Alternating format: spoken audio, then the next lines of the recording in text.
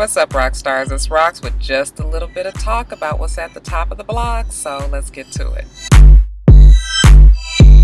Alright, you guys, first things first, let's talk about our favorite family, the Jacksons. Compared to last week, the drama did cool down a little bit, but just a little bit. Jermaine is out. He said that everything has just gotten to be way too big, way too much of a scandal. And he has decided to pull out, and he is now on the side of his other siblings, which would be Tito, Marlon, and Jackie, and saying that even though he does still have some problems with the executors, he is just gonna, he's not gonna handle it the way that they have been handling it in the public eye. Getting to Janet, Janet must have really put the smackdown on TMZ. Evidently, Janet Jackson got in touch with her lawyers, and they threatened TMZ with a very large lawsuit if they did not retract their statements saying that Janet Jackson and Paris got into a shouting match and that Janet Jackson slapped Paris and Paris slapped her back. None of that happened. I kind of had a feeling that it didn't happen, but it was such juicy gossip, wasn't it? TMZ pulled back their statement, which they never do.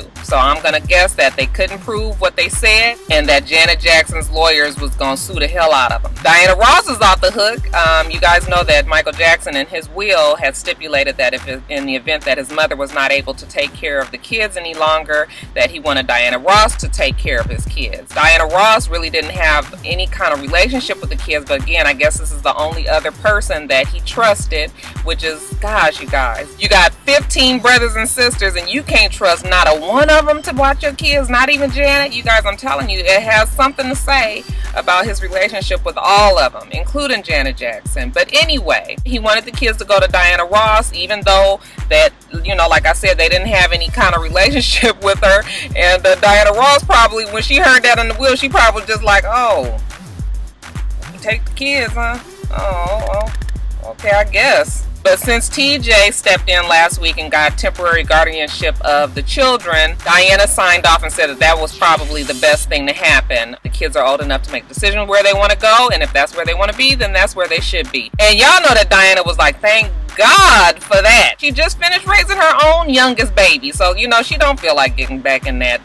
I'm sure she don't feel like getting back into raising no teens again. Randy Jackson is saying that he has proof that Michael Jackson didn't sign the will, and he's been putting out on Twitter pictures of him, pictures of Michael Jackson and Al. I was about to call him Al, be sure. Pictures of Michael Jackson and Al Sharpton in Los Angeles or Las Vegas or wherever they were the weekend, supposedly, that he was supposed to have signed his will in 2002. My issue is that if it's 2010 when Michael Jackson died, nobody is wondering in those 8-year span if Michael Jackson would have addressed the will at some point. Where is the other will if that one is not the right one? So that's what they're trying to say, that the executors hid the real will, and this is the will that they came up with on the weekend and Michael Jackson was out of town. I'm gonna need Randy to just sit it on down, okay? Supposedly, Randy Jackson is really, really behind in his child support payments. Evidently, he owes more than $500,000, and I was like, well, damn, did the nigga ever pay child support? His kids now are 20 and 22 years old, so the state is still trying to collect on money from when they were, when they were still, kids. I'm trying to figure out what the hell did he pay? The mother is not even collecting for them now. This is back pay. Randy is just on one for real. He's saying that the executors are trying to kill Catherine so that they can have full control of the money. And it's just, you guys, it is really just ridiculous, but everybody is blasting the kids and yelling and fussing about the kids being on Twitter and blasting all the damn family business. But nobody is saying anything to Randy, who every day has something to say on Twitter. Y'all know Twitter's the devil. Randy is running off at the mouth. I think somebody needs to shoot a damn tranquilizer dart at Randy's ass. And because all of these shenanigans that the family has going on, the executors was like, you know what, y'all keep all y'all asses off of this damn property. None of y'all can come over here no more, okay? If you want to visit your mama, you call her up on the phone and tell her to meet y'all at the mall. Well, yesterday, you guys, the big story was that Stevie J had got some white chick knocked up. We found out as the day went on that the white chick in question was NBA player's ex-wife.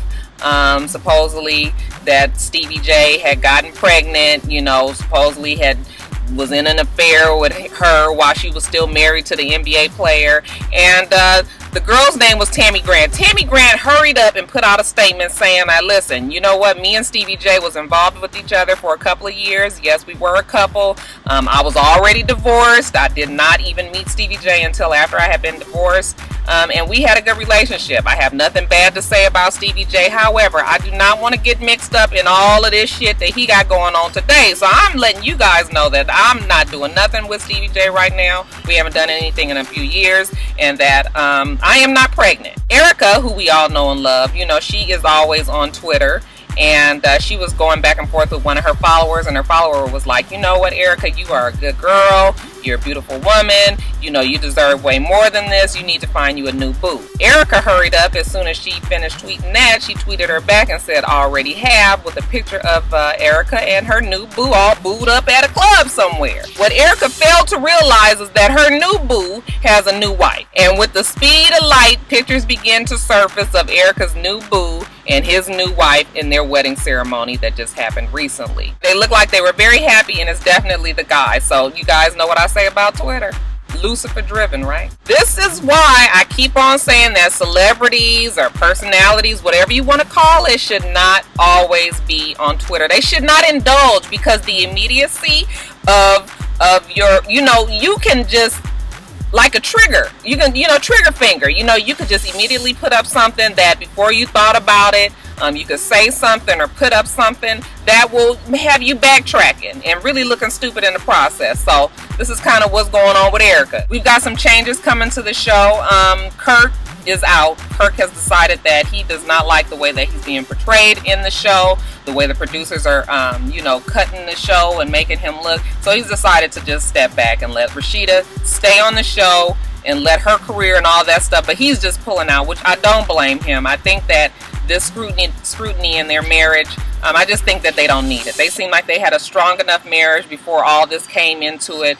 And I still don't think that it was going to break them up or anything. But just, you guys know what these reality shows does to marriage. I mean, we done seen it happen a million times. Guess who is going to be on the show? They're saying that Diamond and Soulja Boy are about to be the new replacements on the show. They're not saying that they're getting rid of Scrappy and Erica. So this is really going to be something. If they can add them to the cast, it is really going to be, that show is going to be great. I don't even think nobody even gives a fuck about that New York Love and Hip Hop New York anymore. That show don't even have to come back on, because this ATL show has really taken over by storm. That's going to be a whole bunch of cast next season, but you best believe that that will be the show to watch.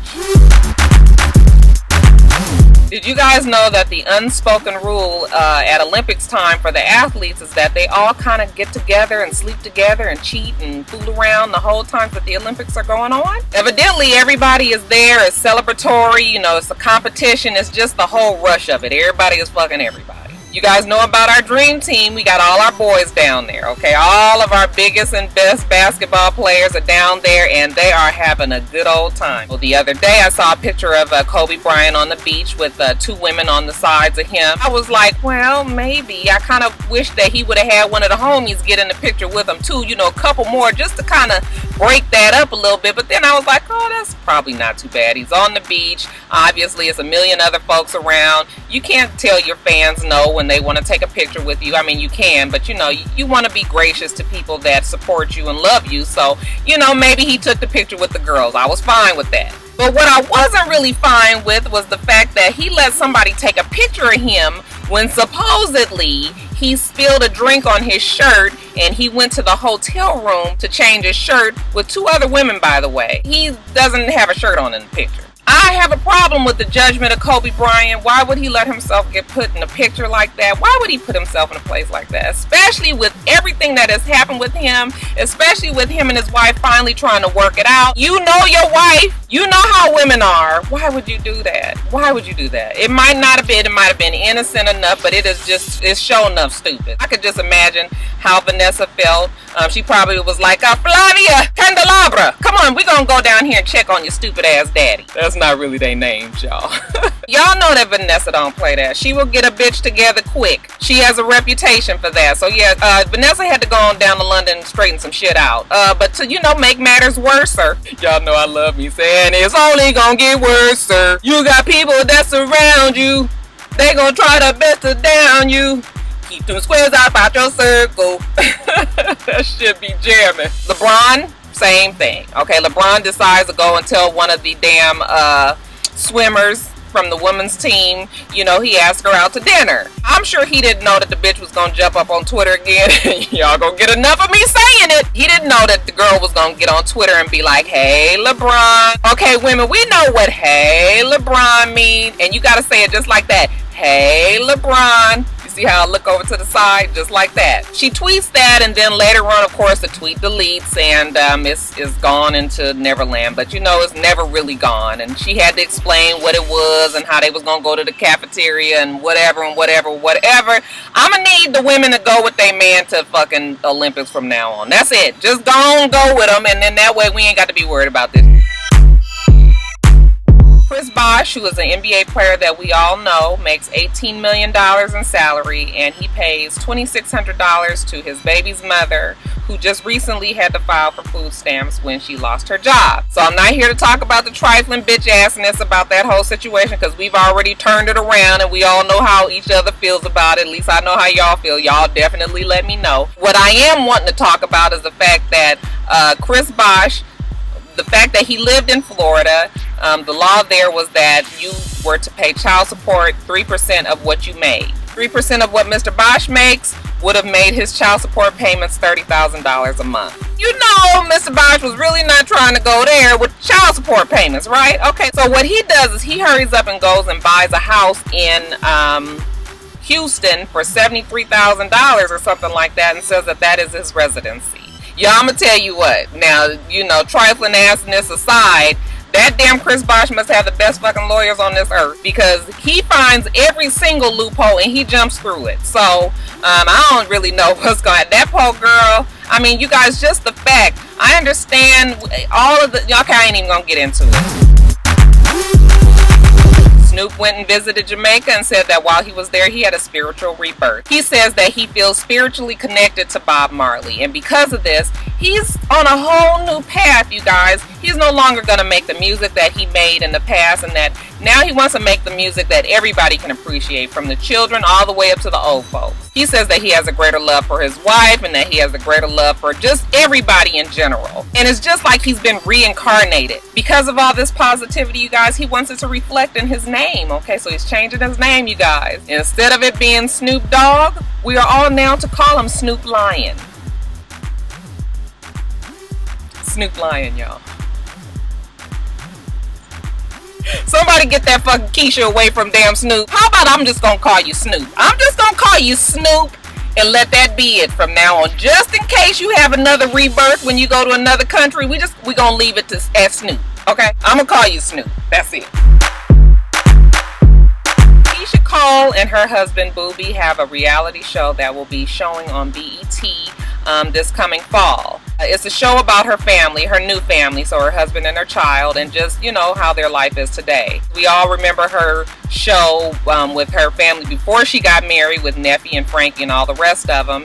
And Keisha Cole let us know that everybody will be on this show as well. So a lot of her family will be on this show as well, with the exception of Neffy. Keisha Cole and Neffy do not get along. They cannot even be in the same room. They can't even work out being cordial to each other. I always felt like Neffy was holding some feelings of entitlement as that show got bigger and bigger. Neffy kind of seemed like she forgot who the star was. I mean, you are only known because you are Keisha Cole's sister. Now, I think that she started to feel like she deserved a whole lot on the back of Keisha Cole. You do try to help your family when you make it. You should try to help your family when you make it.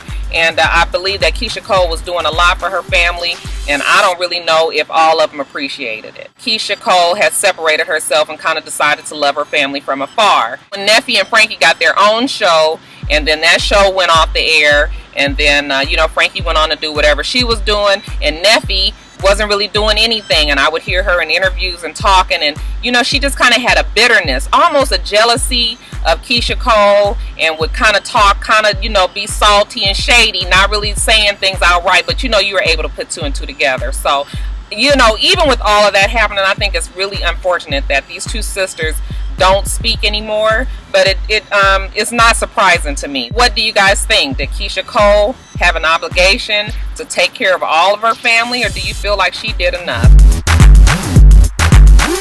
So you guys know about the bromance that is 50 Cent and Floyd Money Mayweather, right? I mean, they almost are in love with each other. 50 Cent, who is our businessman of the year, he has decided that he is going to become a promoter. So he started a business called Team Money Management. Nope, that's not what it's called. It's called Money Team Management. And their primary concern is going to be promoting fights. You guys know that there's big money in fights today, especially with all the crookedness that goes on in boxing. It's nothing like how it used to be. Well, you know that if 50 Cent starts promoting fights, well, Floyd Money Mayweather is going to go along with his company, right? You know that Oscar De La Hoya, you know Oscar is going to have a problem with that, okay? Because that's money out of his pocket. So he jumps up on Twitter. I promise y'all ain't going to get enough of that fucking Twitter. He jumps up on Twitter and says, oh, everybody wants to be a promoter now. So, you know, that was being shady. That was direct shade to 50. And y'all know 50 Cent was not going to let that shit slide. 50 immediately responds back and was just like, girl, you need to stop it. Girl, if you got a problem with it, just call me. Girl, you know you don't have to be that way. Girl this and girl that. And if you guys don't know why he was saying girl, if you will remember some years ago, some pictures surfaced, some very disturbing, really embarrassing pictures of Oscar De La Hoya in,